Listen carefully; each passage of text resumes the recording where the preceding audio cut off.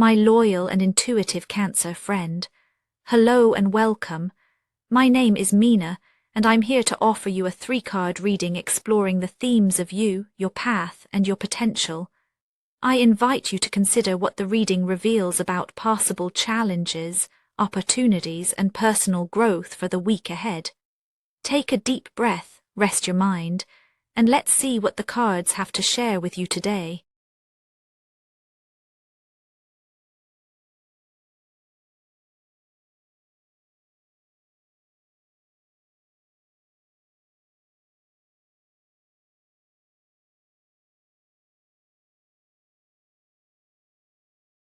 Cancer, this week stretches before you with a strange electricity in the air.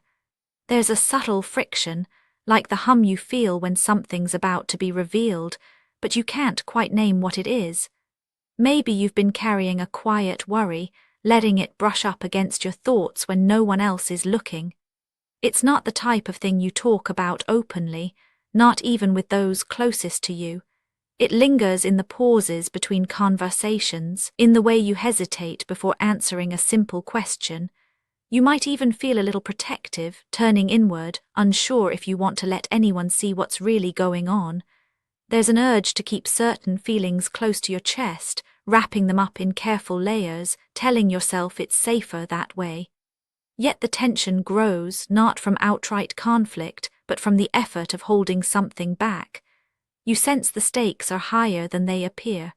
Underneath it all, you want to know if things could be different, if there's space for more honesty, even with yourself. You find yourself moving through this week with the energy of the 7 of Swords quietly shaping your inner landscape. It's not about deception for its own sake, but about the delicate art of self-preservation. Perhaps you're managing expectations, your own and others, by keeping certain truths out of sight. There's a carefulness in your posture, a sense that you're navigating a field of invisible tripwires. You know that if you speak too soon or reveal too much, something precious might be lost or misunderstood. So you choose your words with precision, sometimes saying less than you mean, sometimes letting silence fill in the blanks. This isn't about being dishonest, but about protecting feelings, yours and theirs. You might notice yourself replaying conversations in your mind, wondering if you gave away more than you intended. Maybe you're holding back because you sense someone else isn't ready to hear what's real, or perhaps you're not ready to say it aloud yourself. The urge to retreat, to withdraw into your shell, feels strong. Yet at the same time, there's a restlessness under the surface. You want to be seen, to have your experience recognized, but you're wary of what that would cost. There's a subtle ache in this dance, a longing for connection tangled up with the fear of exposure. The more you try to keep the peace, the more you notice small cracks forming in your emotional armor. Your energy is spent in the effort to maintain control, and by week's end you might feel exhausted by the weight of everything unsaid. You sense that something has to give, but you're not sure what you're ready to let go of. From this place of quiet concealment and measured words, the week's events begin to reflect your inner world back to you. What you're holding inside starts to shape your experience on the outside. The tension of protecting yourself becomes a kind of undercurrent, subtly influencing your interactions, your decisions, and even the way you see those around you. You may notice more friction than usual, small misunderstandings, moments when your intentions don't quite land, or when you sense others are picking up on feelings you haven't voiced. The world feels charged, as if it's waiting for you to acknowledge what's really happening beneath the surface. In this way, your private unease sets the tone, drawing out challenges that ask for your attention, whether you feel ready or not. As the days unfold, the devil makes its presence felt, never as an external enemy, but as the sum of all the pressures that build when you try to keep too much inside. The momentum of your inner restraint becomes an outer pressure, creating situations where avoidance no longer works. Perhaps you feel compelled to keep up appearances, to maintain routines even as they start to feel hollow. There's temptation here, to distract yourself, to seek comfort in old habits, to numb out rather than sit with discomfort. You might notice patterns repeating themselves as if you're caught in a loop. The more you try to steer clear of confrontation, within or with others, the more it seems to find you in unexpected ways. You could feel pulled into conversations you'd rather avoid, or find that your patience wears thin just when you need it most. The friction isn't always loud.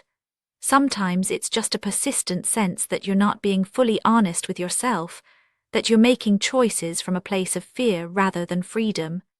You may catch yourself justifying small compromises, telling yourself it's only temporary. Yet underneath, there's a growing awareness that these small concessions are adding up, making you feel less at home in your own life. The pressure to maintain control becomes its own burden. You sense the cost not in dramatic confrontations, but in the slow erosion of your sense of agency. The world seems to narrow, possibilities shrink, and you feel boxed in by your own caution. The devil here is not a villain, but a mirror, asking you to see how your desire to avoid discomfort might actually be keeping you stuck. It's a restless kind of discomfort, hard to name but impossible to ignore.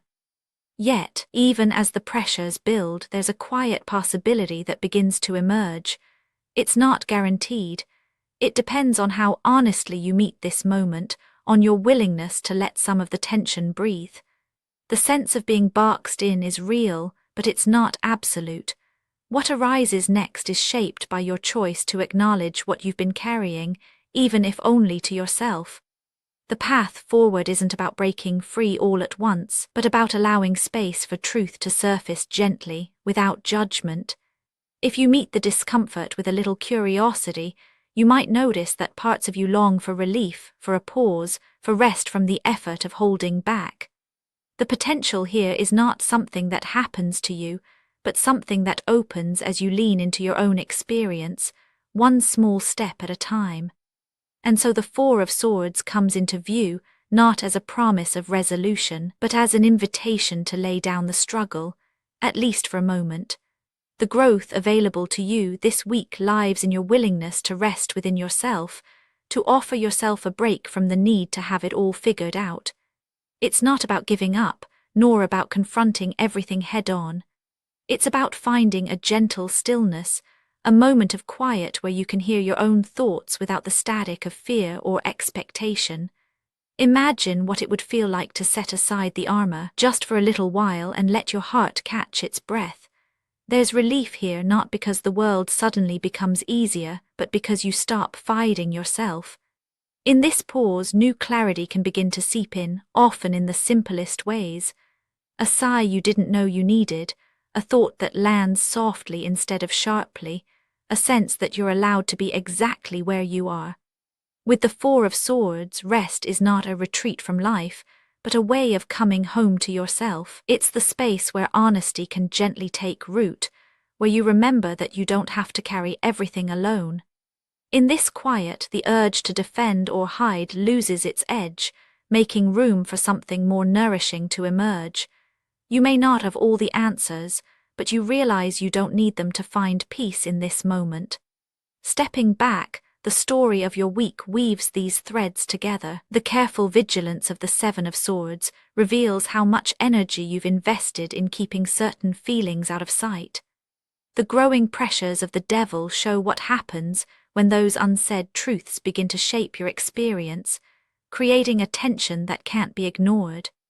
Yet, at the heart of it all, the Four of Swords reminds you that relief doesn't come from doing more or knowing more, but from allowing yourself to pause, even briefly, in a place of honesty and rest. It's a gentle unfolding, beginning with the urge to protect, moving through the friction of avoidance, and arriving at a place where you can finally exhale.